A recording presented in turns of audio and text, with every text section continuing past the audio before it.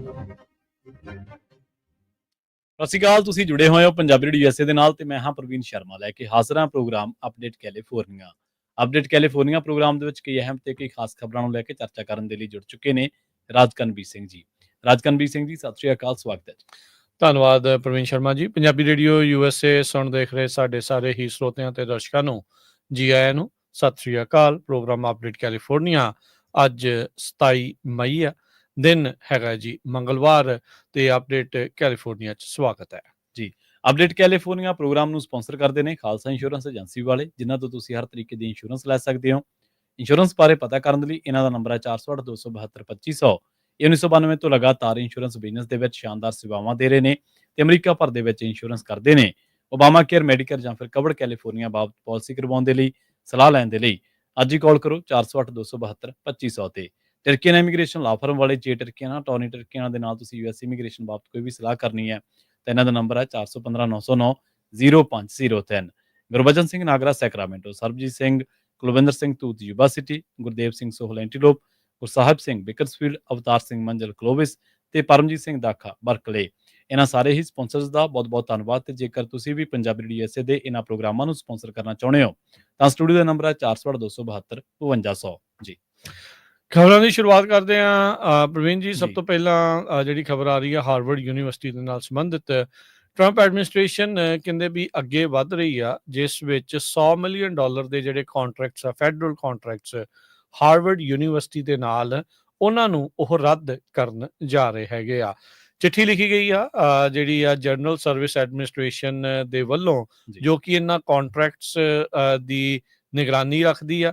Real estate ਜੋ federal ਸਰਕਾਰ ਦੇ ਲਈ ਜਿਹੜਾ ਚੈੱਕ ਕਰਦੀ ਰਹਿੰਦੀ ਆ, ਉਹਨਾਂ ਨੇ ਕਹਿੰਦੇ ਵੀ ਹੁਣ ਏਜੰਸੀਜ਼ ਨੂੰ ਨਿਰਦੇਸ਼ ਦਿੱਤੇ ਨੇ ਵੀ ਉਹ ਰਿਵਿਊ ਕਰਨ ਇਸ ਯੂਨੀਵਰਸਿਟੀ ਦੇ ਨਾਲ ਜਿਹੜੇ ਕਾਂਟਰੈਕਟਸ ਆ ਤੇ ਅਲਟਰਨੇਟ ਅਰੇਂਜਮੈਂਟਸ ਜਿਹੜੀਆਂ ਉਹ ਬਣਾਈਆਂ ਜਾਣ, ਵੀ ਇਸ ਤੋਂ ਇਲਾਵਾ ਉੱਥੇ ਵਿੱਚ ਕੀ ਕੀਤਾ ਜਾ ਸਕਦਾ ਆ।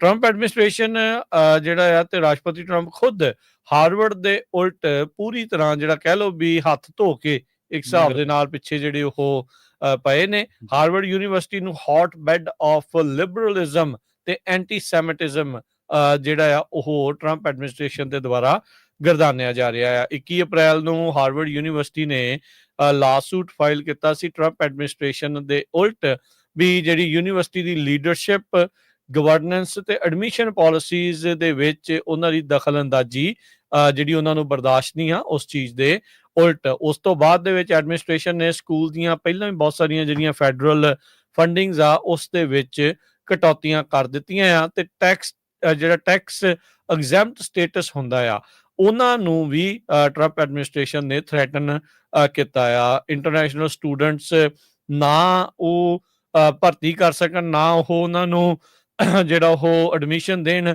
ਉਸ ਦੇ ਲਈ ਵੀ ਉਹਨਾਂ ਦੀ ਜਿਹੜੀ ਸਰਵਿਸ ID ਵਾਲਾ ਹਿਸਾਬ ਕਿਤਾਬ ਆ ਉਸ ਨੂੰ ਇਹਨਾਂ ਨੇ ਵਾਪਸ ਲੈ ਲਿਆ ਸੀਗਾ। ਸੋ ਹੁਣ ਜਿਹੜੇ ਨਵੇਂ ਕਾਂਟਰੈਕਟਸ ਦੀ ਗੱਲ ਕੀਤੀ ਜਾ ਰਹੀ, ਕਹਿੰਦੇ ਜਿਸ ਵਿੱਚ ਸਾਇੰਟੀਫਿਕ ਰਿਸਰਚ, ਐਗਜ਼ੈਕਟਿਵ ਟ੍ਰੇਨਿੰਗ ਸ਼ਾਮਲ ਸੀ, ਜੋ ਕਿ ਰਫਲੀ ਕਹਿੰਦੇ ਵੀ $100 ਮਿਲੀਅਨ ਦੀ ਲਾਗਤ ਦੀ ਬਣਦੀ ਆ, ਉਸ ਨੂੰ ਜਿਹੜਾ ਉਹ ਰੱਦ ਕੀਤਾ ਜਾ ਸਕਦਾ ਆ।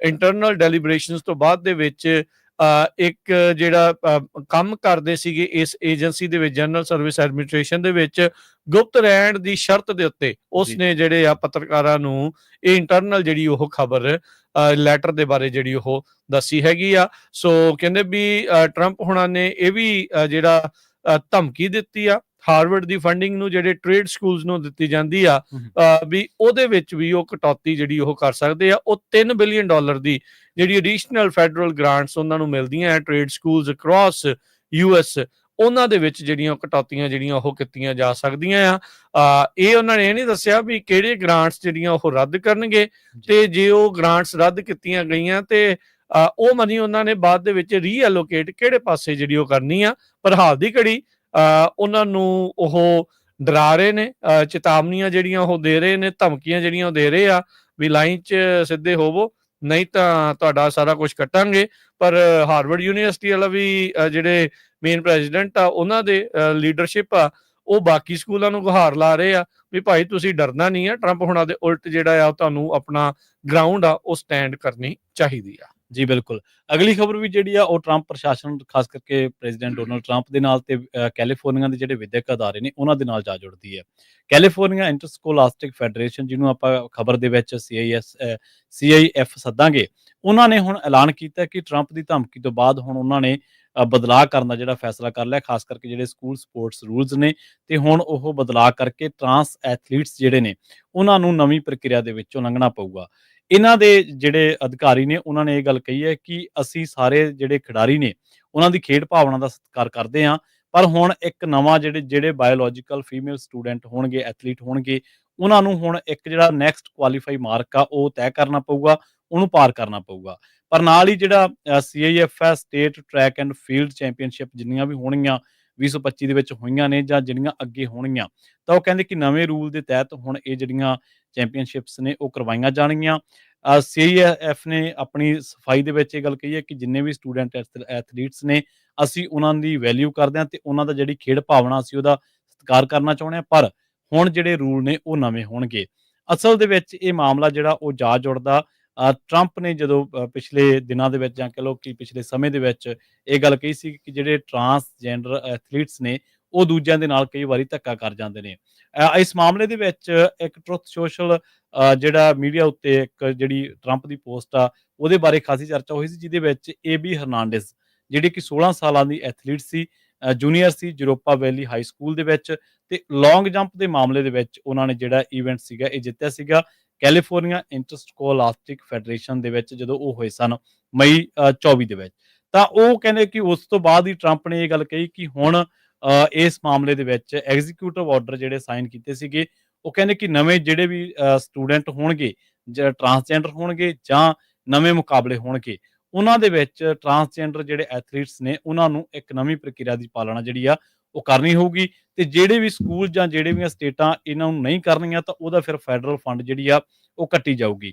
5.8 ਮਿਲੀਅਨ ਜਿਹੜੇ ਨੇ ਸਟੂਡੈਂਟ ਨੇ ਉਹ ਇਸ ਟਾਈਮ ਵੱਖ-ਵੱਖ ਜਿਹੜੇ ਅਮਰੀਕਾ ਦੇ ਵਿੱਚ ਮੁਕਾਬਲੇ ਹੁੰਦੇ ਨੇ ਉਹਨਾਂ ਦੇ ਵਿੱਚ ਹਿੱਸਾ ਲੈਂਦੇ ਨੇ, ਤੇ ਦੱਸਿਆ ਜਾ ਰਿਹਾ ਕਿ ਇਹਨਾਂ ਦੇ ਵਿੱਚ ਜਿਹੜੇ ਸਟੂਡੈਂਟ ਐਥਲੀਟਸ ਨੇ ਟਰਾਂਸਜੈਂਡਰ ਉਹਨੂੰ ਵੀ ਜਿਹੜੇ ਨੇ ਉਹ ਉਹਨਾਂ ਦੀ ਵੱਡੀ ਗਿਣਤੀ ਆ। ਸੋ ਨਵੇਂ ਨਿਯਮਾਂ ਦੇ ਮੁਤਾਬਕ ਟਰਾਂਸਜੈਂਡਰ ਐਥਲੀਟਸ ਨੂੰ ਹੁਣ ਨਵੀਂ ਪ੍ਰਕਿਰਿਆ ਦੀ ਪਾਲਣਾ ਕਰਨੀ ਪਊਗੀ, ਤੇ ਇਹ ਪ੍ਰਕਿਰਿਆ ਦੀ ਪਾਲਣਾ ਆਈ ਹੈ ਟਰੰਪ ਦੀ ਧਮਕੀ ਤੋਂ ਬਾਅਦ। ਜੀ, ਟਰੰਪ ਹੁਣੀ ਇੱਕ ਹੋਰ ਸੈਲੀਬ੍ਰਿਟੀ ਕਪਲ ਜਿਹੜੇ ਕ੍ਰਿਸਲੀ ਨੋਜ਼ ਬੈਸਟ ਦੇ ਵਿੱਚ ਸੀਗੇ, ਜਿੱਦਾਂ ਆਪ ਰਾਸ਼ਟਰਪਤੀ ਟਰੰਪ ਖੁਦ ਇੱਕ ਸੈਲੀਬ੍ਰਿਟੀ ਜਿਹੜੇ ਹੋ ਰਹੇ ਆ ਅਪ੍ਰੈਂਟਿਸ ਸ਼ੋਅ ਦੇ ਵਿੱਚ, ਉਹ ਇੱਕ TV ਕਪਲ ਨੂੰ ਜਿਨ੍ਹਾਂ ਦੇ ਉੱਤੇ ਫੈਡਰਲ ਫਰਾਡ ਦੇ ਜਿਹੜੇ ਚਾਰजेस ਆ, ਬੈਂਕਾਂ ਦੇ ਨਾਲ ਠੱਗੀ ਮਾਰਨ ਦੇ ਦੋਸ਼ਾਂ 'ਚ ਅੰਦਰ ਸੀ, ਸਜ਼ਾ ਯਾਫਤਾ ਸੀਗੇ, ਉਹਨਾਂ ਨੂੰ ਕਹਿੰਦੇ ਵੀ ਉਹ ਹੁਣ ਮਾਫ ਕਰਨ ਜਾ ਰਹੇ ਆ। ਅੱਜ ਸਵੇਰੇ ਵੀ ਆਪਾਂ ਖਬਰ ਸ਼ੇਅਰ ਕੀਤੀ ਸੀ, ਇੱਕ ਹੋਰ ਇਦਾਂ ਦਾ ਹੀ ਇੱਕ ਜਿਹੜਾ ਸ਼ੈਰਿਫ ਆ ਜਿਸ ਦੇ ਉੱਤੇ ਇਦਾਂ ਦੇ ਹੀ ਬ੍ਰਾਈਬਰੀ ਦੇ ਤੇ ਫਰਾਡ ਦੇ ਜਿਹੜੇ ਚਾਰजेस ਸੀ, ਉਸ ਨੂੰ ਵੀ ਟਰੰਪ ਹੁਣਾਂ ਨੇ ਜਿਹੜਾ ਪਾਰਡਨ ਆ ਮਾਫੀ ਦਿੱਤੀ ਆ। ਅੱਜ ਕਹਿੰਦੇ ਵੀ ਇਸ ਜੋੜੇ ਦੇ ਜਿਹੜੇ 2 ਨਿਆਣੇ ਆ ਉਹਨਾਂ ਨੂੰ ਓਵਲ ਆਫਿਸ ਤੋਂ ਰਾਸ਼ਟਰਪਤੀ ਟਰੰਪ ਨੇ ਕਾਲ ਕੀਤੀ ਤੇ ਦੱਸਿਆ ਵੀ ਉਹ ਉਹਨਾਂ ਦੇ ਮਾਪਿਆਂ ਨੂੰ ਐਸ ਸੂਨ ਐਸ ਵੈਡਨਸਡੇ ਯਾਨੀ ਕਿ ਕੱਲ ਨੂੰ ਉਹ ਮਾਫ ਕਰ ਸਕਦੇ ਹੈਗੇ ਆ। So tens of millions of dollar ਦਾ ਚੂਨਾ ਜਿਹੜਾ ਇਹਨਾਂ ਨੇ ਬੈਂਕਾਂ ਨੂੰ 2022 ਦੇ ਵਿੱਚ ਇਸ ਜੋੜੇ ਨੇ ਲਾਇਆ ਸੀ, ਕ੍ਰਾਈਸਲੀ ਨੋਜ਼ ਬੈਸਟ ਜਿਹੜਾ ਉਹ ਕਰਕੇ। ਟੌਡ ਕ੍ਰੈਸਲੀ ਨੂੰ 12 ਸਾਲ ਤੇ ਉਹਦੀ ਜਿਹੜੀ ਘਰ ਵਾਲੀ ਜੂਲੀ ਕ੍ਰਿਸਲੀ ਆ ਉਸ ਨੂੰ ਜਿਹੜੀ 7 ਸਾਲ ਦੀ ਜਿਹੜੀ ਸਜ਼ਾ ਆ ਅਟਲਾਂਟਾ ਦੀ ਜੂਰੀ ਦੇ ਦੁਆਰਾ ਸੁਣਾਈ ਗਈ ਸੀਗੀ। So fraud, tax evasion, conspiracy to fraud United States, ਇਹ ਸਾਰਾ ਕੁਝ ਇਹਨਾਂ ਦੇ ਉੱਤੇ ਦੋਸ਼ ਸੀਗੇ। ਸੋ ਟਰੰਪ ਹੁਣੀ ਜਿਹੜੇ ਹੋਰ ਠੱਗਾਂ ਨੂੰ ਜਿਹੜੇ ਇੱਕ ਹਿਸਾਬ ਦੇ ਨਾਲ ਦੁਬਾਰਾ ਪਾਰਡਨ ਕਰਨ ਜਾ ਰਹੇ ਆ। ਸੋ ਰਾਸ਼ਟਰਪਤੀ ਦੇ ਕੋਲ ਇਹ ਐਬਸੋਲੂਟ ਪਾਵਰ ਹੁੰਦੀ ਆ, ਉਹ ਕਿਸੇ ਨੂੰ ਵੀ ਮਾਫ ਜਿਹੜਾ ਉਹ ਕਰ ਸਕਦੇ ਆ, ਤੇ ਰਾਸ਼ਟਰਪਤੀ ਟਰੰਪ ਇਸ ਟਾਈਮ ਇਸ ਨੂੰ ਜਿਹੜਾ ਉਹ ਚੂਜ਼ ਕਰ ਰਹੇ ਆ। ਉਦਾਂ ਦੱਸਦੇ ਜਾਈਏ, ਜਿੱਦਾਂ ਸਵੇਰੇ ਵੀ ਦੱਸਿਆ ਸੀ ਵੀ ਬਾਈਡਨ ਹੁਣਾਂ ਨੇ ਆਪਣੇ ਟੱਬਰ ਨੂੰ, ਓਬਾਮਾ ਹੁਣਾਂ ਨੇ ਜਿਸ ਦੇ ਉੱਤੇ ਅਮਰੀਕਾ ਦੇ ਉਲਟ ਐਸਪੀਨਾਜ ਤੇ ਕਲਾਸੀਫਾਈਡ ਡਾਕੂਮੈਂਟਸ ਤੇ ਇਨਫੋਰਮੇਸ਼ਨ ਲੀਕ ਕਰਨ ਵਾਲੇ ਜਿਹੜੇ ਲੋਕ ਆ ਉਹਨਾਂ ਨੂੰ ਵੀ ਉਹ ਮਾਫ ਕਰ ਚੁੱਕੇ ਆ। ਇਸ ਜੋੜੇ ਨੇ ਜਿਹੜੀ ਆ ਉਹ ਚਿੱਠੀ ਲਿਖੀ ਸੀਗੀ ਟਰੰਪ ਹੁਣਾਂ ਨੂੰ, ਆਪਣੀ ਜਿਹੜੀ ਮਾਫੀ ਦੀ ਗੁਹਾਰ ਜਿਹੜੀ ਇਸ ਦੇ ਵਿੱਚ ਲਗਾਈ ਸੀ, ਤੇ ਟਰੰਪ ਹੁਣਾਂ ਨੇ ਉਹਨਾਂ ਦੇ ਜਿਹੜੇ 2 ਨਿਆਣੇ ਸਵੈਨਾ ਤੇ ਗ੍ਰੇਸਨ ਕ੍ਰਾਈਸਲੀ ਉਹਨਾਂ ਨੂੰ ਫੋਨ ਕਾਲ ਕਰਕੇ ਜਿਹੜਾ ਦੱਸਿਆ ਵੀ ਤੁਹਾਡੇ ਮਾਪਿਆਂ ਨੂੰ ਕੱਲ ਨੂੰ ਮੈਂ ਜਿਹੜਾ ਉਹ ਮਾਫ ਕਰਨ ਜਾ ਰਿਹਾ ਆ। ਜੀ, ਅਗਲੀ ਜਿਹੜੀ ਖਬਰ ਆ ਉਹ ਯੂਐਸ ਸਟੇਟ ਡਿਪਾਰਟਮੈਂਟ ਤੋਂ ਆ ਰਹੀ ਹੈ ਤੇ ਤਾਜ਼ਾ ਖਬਰ ਹੈ ਇਹਦੇ ਮੁਤਾਬਕ ਖਬਰ ਦੇ ਮੁਤਾਬਕ ਜਿਹੜੀਆਂ ਇੱਕ ਇਸ਼ੂ ਜਿਹੜੀ ਇੱਕ ਵਾਰਨਿੰਗ ਇਸ਼ੂ ਜਾਰੀ ਕੀਤੀ ਗਈ ਆ ਜਿਹੜੇ ਲੋਕ ਵੈਨਜ਼ੂਏਲਾ ਨੂੰ ਟਰੈਵਲ ਕਰਨਾ ਚਾਹੁੰਦੇ ਨੇ ਅਮਰੀਕਨ ਸਿਟੀਜ਼ਨ ਉਹਨਾਂ ਨੂੰ ਕਿਹਾ ਕਿ ਤੁਸੀਂ ਉੱਥੇ ਜਾ ਨਹੀਂ ਸਕਦੇ ਜਾਂ ਤੁਸੀਂ ਉੱਥੇ ਜਾਣ ਤੋਂ ਗੁਰੇਜ਼ ਕਰੋ। ਇਹ ਕਿਹਾ ਗਿਆ ਕਿ do not travel to Venezuela ਉੱਥੇ ਕਿਉਂਕਿ ਰੋਂਗਫੁਲੀ ਡਿਟੈਂਸ਼ਨ ਹੋ ਸਕਦੀ ਆ, ਟਾਰਚਰ ਹੋ ਸਕਦਾ ਡਿਟੈਂਸ਼ਨ ਦੇ ਵਿੱਚ ਤੁਹਾਨੂੰ ਲੈ ਕੇ, ਟੈਰਰਿਜ਼ਮ ਆ ਉੱਥੇ, ਕਿਡਨੈਪਿੰਗ ਹੋ ਸਕਦੀ ਆ ਤੇ ਹੋਰ ਜਿਹੜੀਆਂ ਇਨਫੋਰਸਮੈਂਟ ਆਫ ਲੋਕਲ ਲਾ ਉਹਦੇ ਦੇ ਵਿੱਚ ਅਸਫਲ ਹੋਣ ਕਰਕੇ ਉਸ ਮੁਲਕ ਦੇ ਵਿੱਚ ਕਹਿੰਦੇ ਕਿ ਕ੍ਰਾਈਮ ਬਹੁਤ ਜ਼ਿਆਦਾ, ਸਿਵਲ ਅਨਰੈਸਟ ਆ ਤੇ ਪੂਅਰ ਹੈਲਥ ਇਨਫਰਾਸਟ੍ਰਕਚਰ ਦਾ ਹਵਾਲਾ ਦਿੱਤਾ ਗਿਆ। ਤੇ ਇਹ ਵੀ ਨਾਲ ਦੱਸਿਆ ਗਿਆ ਕਿ ਪਿਛਲੇ ਦਿਨਾਂ ਦੇ ਵਿੱਚ ਯੂਐਸ ਨੈਸ਼ਨਲਸ ਜਿਹੜੇ ਨੇ ਉਹਨਾਂ ਦੀ ਵੈਨਜ਼ੂਏਲਾ ਦੇ ਵਿੱਚ ਕਿਸੇ ਵੀ ਹੋਰ ਮੁਲਕ ਦੇ ਮੁਕਾਬਲੇ ਵੱਧ ਗਿਣਤੀ ਹੈ ਜਿਨ੍ਹਾਂ ਨੂੰ ਰੋਂਗਫੁਲੀ ਡਿਟੇਨ ਕੀਤਾ ਗਿਆ ਸੀ ਪਿਛਲੇ ਸਮੇਂ ਦੇ ਦੌਰਾਨ। ਸੋ ਕਹਿੰਦੇ ਕਿ ਇਹ ਜਿਹੜੀ ਐਡਵਾਈਜ਼ਰੀ ਆ ਸਟਰੋਂਗਲੀ ਜਿਹੜੀ ਆ ਉਹ ਜਾਰੀ ਕੀਤੀ ਜਾਊਗੀ ਵੈਨਜ਼ੂਏਲਾ ਨੂੰ ਟਰੈਵਲ ਕਰਨ ਵਾਲੇ ਲੋਕਾਂ ਨੂੰ ਤੇ ਹੋ ਸਕਦਾ ਹੈ ਕਿ ਉਹਨਾਂ ਨੂੰ ਵੈਨਜ਼ੂਏਲਾ ਨੂੰ ਟਰੈਵਲ ਕਰਨ ਦੇ ਲਈ ਕੋਈ ਖਾਸ ਜਿਹੜਾ ਕਾਰਨ ਆ ਉਹ ਦੱਸਣਾ ਪਵੇ। ਨਾਲ ਹੀ ਉਹ ਕਹਿੰਦੇ ਨੇ ਕਿ ਨਾਲ ਇਹਦੇ ਵਿੱਚ ਇਹ ਵੀ ਗੱਲ ਕਹੀ ਗਈ ਹੈ ਕਿ ਉੱਥੇ ਜਿਹੜੇ ਯੂਐਸ ਐਮਬੈਸੀਜ਼ ਨੇ, ਰੀਜਨਲ ਐਮਬੈਸੀਜ਼, ਉਹਨਾਂ ਨੂੰ ਵੀ ਹੁਣ ਪੂਰੀ ਤਰ੍ਹਾਂ ਬੰਦ ਕਰਨ ਦੇ ਬਾਰੇ ਵਿਚਾਰ ਚਰਚਾ ਜਿਹੜੀ ਆ ਹੋ ਸਕਦੀ ਆ ਤੇ ਆਉਣ ਵਾਲੇ ਦਿਨਾਂ ਦੇ ਵਿੱਚ ਉਹਨਾਂ ਬਾਰੇ ਵੀ ਜਿਹੜਾ ਨਵੀਂ ਡਾਇਰੈਕਸ਼ਨ ਆ ਜਿਹੜੀ ਉਹ ਜਾਰੀ ਹੋ ਸਕਦੀ ਆ। ਇਹਦੇ ਨਾਲ ਇਹ ਵੀ ਕਿਹਾ ਗਿਆ ਹੈ ਕਿ ਜਿਹੜਾ ਰਿਸਕ ਆ ਉੱਥੇ ਯੂਐਸ ਸਿਟੀਜ਼ਨ ਨੂੰ ਉਹ ਬਹੁਤ ਜ਼ਿਆਦਾ ਵੱਧ ਗਿਆ ਤੇ ਜਿਨ੍ਹਾਂ ਦੀਆਂ ਫੈਮਲੀਜ਼ ਜਾਂ ਫਿਰ ਕਿਸੇ ਵੀ ਤਰ੍ਹਾਂ ਤੁਹਾਡਾ ਫੈਮਿਲੀ ਮੈਂਬਰ ਵੈਨਜ਼ੂਏਲਾ ਨੂੰ ਟਰੈਵਲ ਕਰ ਰਿਹਾ ਜਾਂ ਪਿਛਲੇ ਦਿਨਾਂ ਦੇ ਵਿੱਚ ਉਹਨਾਂ ਨੇ ਕਿਹਾ ਕਿ ਕੀਤਾ ਤਾਂ ਉਹਨੂੰ ਵਾਪਸ ਬੁਲਾਉਣ ਦੀ ਵੀ ਜਿਹੜੀ ਜ਼ਿੰਮੇਵਾਰੀ ਆ ਉਹ ਪਰਿਵਾਰ ਨੂੰ ਦਿੱਤੀ ਗਈ ਆ। ਜਿਹੜੀ ਓਰੀਜਨਲ ਜਿਹੜੀ ਐਡਵਾਈਜ਼ਰੀ ਹੈ ਇਸ ਮਾਮਲੇ ਦੇ ਵਿੱਚ 12 ਮਈ ਨੂੰ ਵੀ ਜਾਰੀ ਕੀਤੀ ਗਈ ਸੀ ਤੇ ਉਹਦੇ ਵਿੱਚ ਵੀ ਕਿਹਾ ਗਿਆ ਸੀ ਡੂ ਨਾਟ ਟਰੈਵਲ ਐਡਵਾਈਜ਼ਰੀ। ਤੇ ਹੁਣ ਕੈਰਾਕਸ ਦੇ ਵਿੱਚ ਜਿਹੜੀ ਐਮਬੈਸੀ ਆ ਯੂਐਸ ਦੀ ਜਾਂ ਵੈਨਜ਼ੂਏਲਾ ਦੀ ਕੈਪੀਟਲ ਦੇ ਵਿੱਚ ਜਾਂ ਹੋਰ ਥਾਵਾਂ ਦੇ ਉੱਤੇ ਉੱਥੇ ਵੀ ਹੁਣ ਇਹ ਕਹਿੰਦੇ ਕਿ ਛੇਤੀ ਤੋਂ ਛੇਤੀ ਜਿਹੜੇ ਅਮਰੀਕਾ ਦੇ ਨਾਗਰਿਕ ਨੇ ਉਹਨਾਂ ਨੂੰ ਤੁਸੀਂ ਅਮਰੀਕਾ ਦੇ ਵਿੱਚ ਵਾਪਸ ਭੇਜਣਾ ਸ਼ੁਰੂ ਕਰ ਦਿਓ। ਜੀ, ਕੁਛ ਇਮੀਗ੍ਰੇਸ਼ਨ ਦੇ ਨਾਲ ਜੁੜੀਆਂ ਹੋਈਆਂ ਜਿਹੜੀਆਂ ਖਬਰਾਂ ਆ ਸਾਰੇ ਜਾਣੇ ਜਿਹੜੇ ਇਸ ਨੂੰ ਧਿਆਨ ਦੇਣ। ਸਟੇਟ ਡਿਪਾਰਟਮੈਂਟ ਦੇ ਦੁਆਰਾ ਜਿਹੜੇ ਨਵੇਂ ਸਟੂਡੈਂਟ ਵੀਜ਼ਾਸ ਆ ਉਸ ਦੇ ਉੱਤੇ ਰੋਕ ਲਾ ਦਿੱਤੀ ਗਈ ਆ, ਪੌਜ਼ ਜਿਹੜਾ ਉਹ ਕਰ ਦਿੱਤਾ ਗਿਆ ਆ। ਟਰੰਪ ਐਡਮਿਨਿਸਟ੍ਰੇਸ਼ਨ ਦੇ ਦੁਆਰਾ ਹੁਣ ਇੰਟਰਨੈਸ਼ਨਲ ਸਟੂਡੈਂਟਸ ਦੇ ਉਲਟ ਕਹਿ ਸਕਦੇ ਆ ਵੀ ਸ਼ਿਕੰਜਾ ਲਗਾਤਾਰ ਕੱਸਿਆ ਜਾ ਰਿਹਾ ਆ। ਖਾਸ ਕਰਕੇ ਜਿੱਦਾਂ ਆਪਾਂ ਹਾਰਵਰਡ ਯੂਨੀਵਰਸਿਟੀ ਦੀ, ਕੋਲੰਬੀਆ ਯੂਨੀਵਰਸਿਟੀ ਦੀ ਤੇ ਹੋਰ ਬਹੁਤ ਸਾਰੇ ਯੂਨੀਵਰਸਿਟੀ ਦੀ ਗੱਲ ਕੀਤੀ ਜਿੱਥੇ ਬਹੁਤ ਜ਼ਿਆਦਾ ਇਜ਼ਰਾਈਲ ਦੇ ਉਲਟ ਕਹਿ ਲਓ ਜਾਂ ਪੈਲਸਤੀਨ ਦੇ ਹੱਕ ਤੇ ਵਾਰ ਦੇ ਉਲਟ ਪ੍ਰੋਟੈਸਟ ਤੇ ਰੈਲੀਜ਼ ਜਿਹੜੀਆਂ ਉਹ ਹੁੰਦੀਆਂ ਰਹੀਆਂ ਆ। ਟਰੰਪ ਐਡਮਿਨਿਸਟ੍ਰੇਸ਼ਨ ਇਸ ਨੂੰ ਐਂਟੀ-ਸੈਮਿਟਿਜ਼ਮ ਦੀ ਛਤਰੀ ਹੇਠ ਹੀ ਸਾਰੇ ਐਕਸ਼ਨ ਜਿਹੜੇ ਉਹ ਲੈ ਰਹੇ ਆ। ਸਟੇਟ ਡਿਪਾਰਟਮੈਂਟ ਨੇ ਅੱਜ ਐਲਾਨ ਕਰ ਦਿੱਤਾ ਵੀ ਫੋਰਨ ਸਟੂਡੈਂਟ ਵੀਜ਼ਾ ਦੀਆਂ ਜਿੰਨੀਆਂ ਵੀ ਅਪਾਇੰਟਮੈਂਟਸ ਉਹਨਾਂ ਨੇ ਦਿੱਤੀਆਂ ਸੀ ਉਹਨਾਂ ਸਾਰਿਆਂ ਨੂੰ ਉਹ ਸਸਪੈਂਡ ਕਰ ਰਹੇ ਆ, ਰੱਦ ਕਰ ਰਹੇ ਆ ਤੇ ਹੁਣ ਨਵੀਆਂ ਗਾਈਡਲਾਈਨਸ ਉਹ ਦਿੱਤੀਆਂ ਜਾਣਗੀਆਂ ਤੇ ਕਹਿੰਦੇ ਸੋਸ਼ਲ ਮੀਡੀਆ ਅਕਾਊਂਟਸ ਦੇ ਉੱਤੇ ਖਾਸ ਤਵੱਜੋ ਦਿੱਤੀ ਗਈ ਆ। ਇੱਕ ਇੰਟਰਨਲ ਕੇਬਲ ਵਾਸ਼ਿੰਗਟਨ ਪੋਸਟ ਦੇ ਹੱਥ ਲੱਗਣ ਤੋਂ ਬਾਅਦ ਚ ਉਹ ਇਸ ਨੂੰ ਜਿਹੜਾ ਹੁਣ ਰਿਪੋਰਟ ਕਰ ਰਿਹਾ। Effective immediately in preparation for an expansion of required social media screening and vetting, consular section should not add any additional student or exchange visitor visa appointment capacity until further guidance is issued. So e-visas, M visas, J visas ਤੇ ਜਿਹੜੇ student F1 ਜਿਹੜੇ visas ਹੁੰਦੇ ਆ ਉਹਨਾਂ ਸਾਰਿਆਂ ਦੇ ਉੱਤੇ ਉਹਨਾਂ ਦੀਆਂ ਅਪਾਇੰਟਮੈਂਟਸ ਦੇ ਉੱਤੇ ਉਹਨਾਂ ਨੇ ਹੁਣ ਸਸਪੈਂਸ਼ਨ ਲਾ ਦਿੱਤੀ ਆ। ਨਵੀਂ ਕੋਈ ਵੀ ਜਿਹੜੀ ਆ ਸਟੂਡੈਂਟ ਵੀਜ਼ੇ ਦੀ ਜਾਂ ਐਕਸਚੇਂਜ ਵਿਜ਼ਟਰ ਸਟੂਡੈਂਟ ਵੀਜ਼ੇ ਦੇ ਜਿਹੜੇ ਪ੍ਰੋਗਰਾਮਸ ਆ ਉਸ ਵਿੱਚ ਅਪਾਇੰਟਮੈਂਟ ਹੁਣ ਨਹੀਂ ਦਿੱਤੀ ਜਾਊਗੀ। ਇਸ ਡਾਕੂਮੈਂਟ ਦੇ ਬਾਰੇ ਪਹਿਲਾਂ ਪੋਲੀਟਿਕੋ ਜਿਹੜੀ ਮੈਗਜ਼ੀਨ ਆ ਉਹਨਾਂ ਨੇ ਵੀ ਰਿਪੋਰਟ ਕੀਤਾ ਸੀ। ਸੀਨੀਅਰ ਸਟੇਟ ਡਿਪਾਰਟਮੈਂਟ ਆ ਉਹਨਾਂ ਨੇ ਇਸ ਨੂੰ ਕਨਫਰਮ ਕੀਤਾ ਵਾਸ਼ਿੰਗਟਨ ਪੋਸਟ ਦੀ ਜਿਹੜੀ ਇਸ ਰਿਪੋਰਟ ਨੂੰ ਵੀ ਇਹ ਜਿਹੜੀ ਕੇਬਲ ਤੁਹਾਨੂੰ ਸਸਪੈਂਸ਼ਨ ਆਫ ਵੀਜ਼ਾ ਪ੍ਰੋਸੈਸਿੰਗ ਦੀ ਗੱਲ ਸੁਣੀ ਆ ਉਹ ਦੁਰਸਤ ਹੈਗੀ ਆ। ਸੋ ਹਾਰਵਰਡ ਸਰਟੀਫਿਕੇਸ਼ਨ ਦੀ ਭਾਲ ਦੇ ਵਿੱਚ ਆ ਵੀ ਉਹਨਾਂ ਨੇ ਦੁਬਾਰਾ ਜਿਹੜੇ ਫੋਰਨ ਸਟੂਡੈਂਟਸ ਨੂੰ ਐਡਮਿਟ ਕੀਤਾ ਗਿਆ ਆ ਉਹ ਕਿੱਦਾਂ ਬਰਕਰਾਰ ਰੱਖਣਾ ਆ, ਜਿਹੜੀਆਂ ਸਟੂਡੈਂਟ ਦੀਆਂ ਡੈਪੂਟੇਸ਼ਨਸ ਆ ਉਹਨਾਂ ਨੂੰ ਕਿੱਦਾਂ ਜਿਹੜਾ ਉਹ ਰੋਕਣਾ ਆ, ਉਹ ਲੀਗਲ ਫਾਈਟ ਬੈਟਲ ਜਿਹੜੀ ਉਹ ਚੱਲੇਗੀ। ਉਸੇ ਦਰਮਿਆਨ ਨਵੀਆਂ ਜਿਹੜੀਆਂ ਸਟੂਡੈਂਟ ਵੀਜ਼ਾ ਐਪਲੀਕੇਸ਼ਨਸ ਜਾਂ ਅਪਾਇੰਟਮੈਂਟਸ ਆ ਉਹਨਾਂ ਨੂੰ ਹਾਲ ਦੀ ਘੜੀ ਇਹਨਾਂ ਨੇ ਰੋਕ ਦਿੱਤਾ ਆ। ਸੋ ਮੁੱਕਦੀ ਗੱਲ ਆ ਵੀ ਤੁਹਾਡਾ ਫੇਸਬੁੱਕ, ਸਨੈਪਚੈਟ, ਇੰਸਟਾਗ੍ਰਾਮ, ਟਿਕਟੌਕ ਉੱਤੇ ਕੀ ਲਿਖਿਆ, ਕਿਹੜੇ ਨਾਵਾਂ ਦੇ ਨਾਲ ਤੁਸੀਂ ਲਿਖਿਆ, ਅਮਰੀਕਾ ਦੇ ਉਲਟ ਲਿਖਿਆ, ਹੱਕ 'ਚ ਲਿਖਿਆ, ਇਜ਼ਰਾਈਲ ਦੇ ਹੱਕ 'ਚ ਲਿਖਿਆ, ਉਲਟ 'ਚ ਲਿਖਿਆ, ਉਹ ਸਾਰੀਆਂ ਚੀਜ਼ਾਂ ਹੁਣ ਹਾਲ ਦੀ ਘੜੀ ਕਾਫੀ ਜ਼ਿਆਦਾ ਜਿਹੜੀਆਂ ਉਹ ਅਸਰ ਪਾਉਣਗੀਆਂ।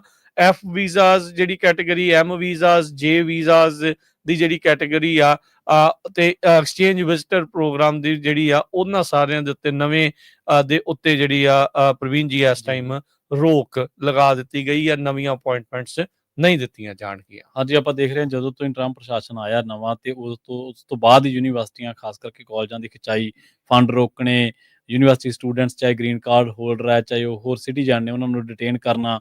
ਇੱਕ ਆਪਾਂ ਦੇਖਿਆ ਸੀ ਬਾਹਰਲੇ ਮੁਲਕ ਦੀ, ਮੈਂ ਵਿਸਰ ਗਿਆ ਨਾਮ, ਉਹਨੂੰ ਬਾਹਰ ਹੋਸਟਲ ਦੇ ਬਾਹਰੋਂ ਹੀ ਡਿਟੇਨ ਕੀਤਾ ਗਿਆ ਸੀ। ਸੋ ਖਾਸੀ ਮੋਨੀਟਰਿੰਗ, ਖਾਸੀ ਸਕਰੀਨਿੰਗ ਇਸ ਵੇਲੇ ਕੀਤੀ ਜਾ ਰਹੀ ਹੈ ਸਟੂਡੈਂਟਸ ਦੇ ਉੱਤੇ।